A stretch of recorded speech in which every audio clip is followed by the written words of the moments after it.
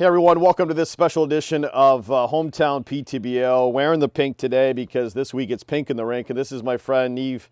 And Neave, thank you so much for joining us. You're rocking the St. Peter Saints t-shirt. I love that. Go Saints. Yep. Tell us a little bit about your story, how cancer sort of started creeping into your life. How old were you? I was 8 years old when I was diagnosed with Ewing sarcoma, which is a rare type of bone cancer, and it was about the size of like a baseball in my right femur. I had 14 rounds of chemotherapy. Wow.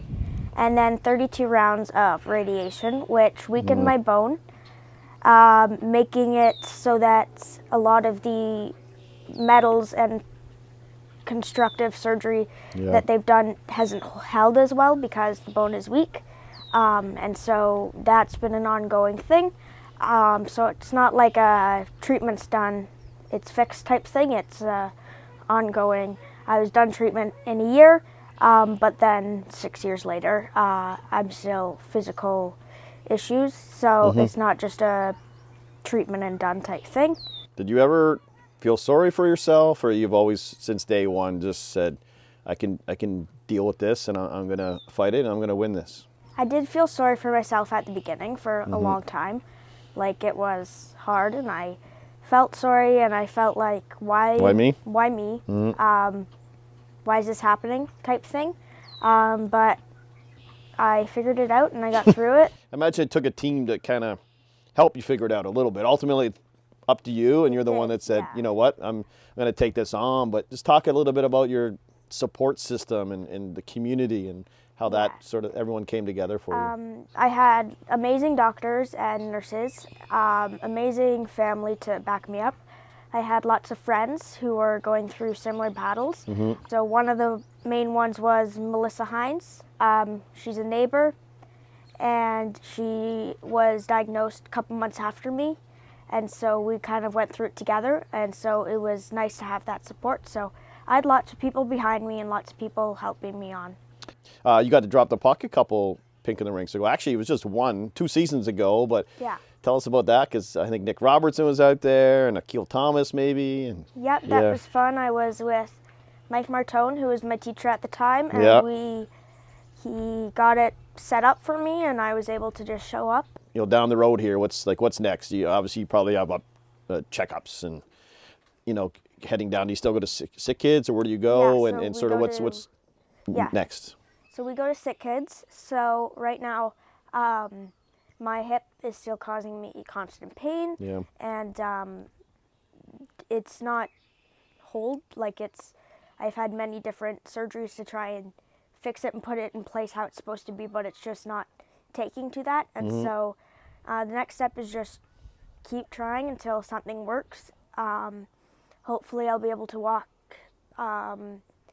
one day, even if it's just with crutches or cane at all times. Or if I'm in the chair forever, but just to lessen the pain. I'm still up at sick kids for frequent checkups to make sure that the chemotherapy doesn't cause problems with other parts like my heart, my liver. So just making sure that I'm healthy still. In the meantime, it's prevented you from doing some things, obviously, right?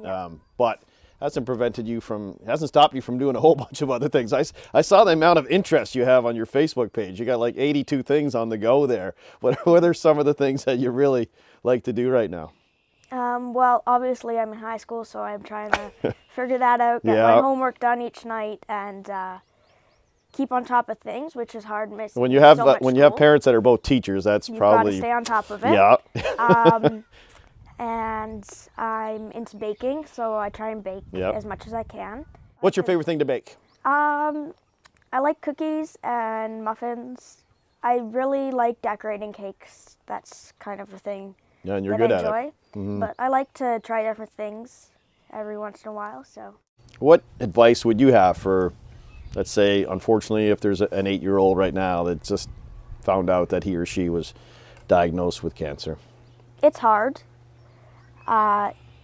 You're gonna struggle, and you will get over it, and I know everybody says that, but there are people out there to help you, and you will get better.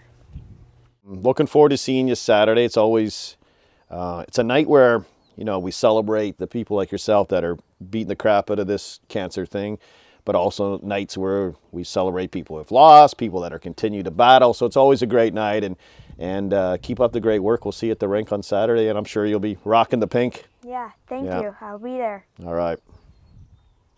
Thanks for joining us on this edition of Hometown PTBO, brought to you by Darling Insurance.